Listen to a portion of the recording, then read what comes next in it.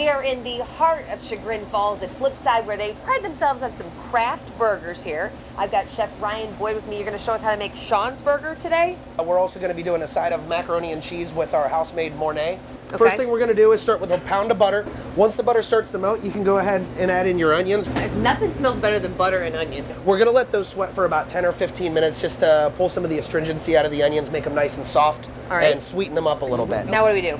Now you're going to add the flour. Okay. You want to add it slowly. You don't want it to clump or anything. Exactly. Okay. You want it to be nice and smooth. We'll go ahead and add our milk in. We're going to whisk it for about 20 minutes straight, which is going to help get all Who those... signed up for that? Heavy cream. This is going to take about 15 to 20 minutes for it to come up to temperature, and once that happens, we can add our cheese. Okay. And then we keep it very, very, very low and slow as to not burn the milk and the cheese. Right. And just every 2 or 3 minutes, give it a good whisk. We got to do little spices before this sits for a while. Right? So what we've got here is a little bunch of parsley stems. Throw Toss it that right in. in? Okay. And then in here we've got a couple of bay leaves. I'm going to put those in for me. All right. A few cloves Clove. and some whole black peppercorn. We got to put our nutmeg in there. And Okay. last, Oh, I'm sorry. Parmesan cheese rinds. So what do we do with the cheeses now? Well, you know, you can honestly just kind of Dump it all in? dump it all in there. That's easy. It's just going to sit there and melt low and slow. Just Okay. make sure to stir it really often. And because of such a high quality beef, the only thing we season this with is a little bit of salt and pepper. Put that on the grill, give it a nice little press, just to make sure you get an even sear on there.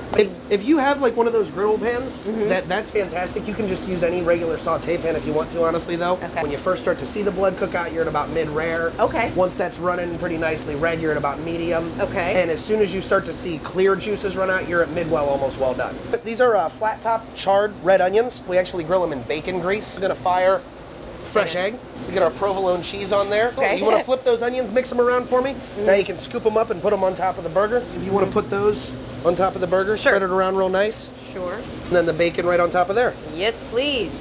This thing is looking good over here. A two-handed burger. All right. So the bacon's nice and crispy. You can see it sizzling a little bit there. Nice. We're just going to slide that off on the burger. There you go. Let's get the egg off. Look at that. Right on top there. That is pretty looking. And that is a completed Sean's Burger. We've got our finished product here. Little cavatappi. For the cavatappi pasta. And then we're adding a little more of the mozzarella and provolone blend. One ladle Just one ladleful? Mornay. Okay. We're just going to put a little bit of our triple herb mix on here. That's a mixture of fresh parsley, rosemary, and chives. We put it on our stovetop here. Then we'll put it in our oven for about 4 minutes just to get hot all the way through. Best part time, I like to say. Tasty. Just creamy enough too. It's not like super heavy. Oh man. We did Sean proud, I think. All right. Awesome. Nice.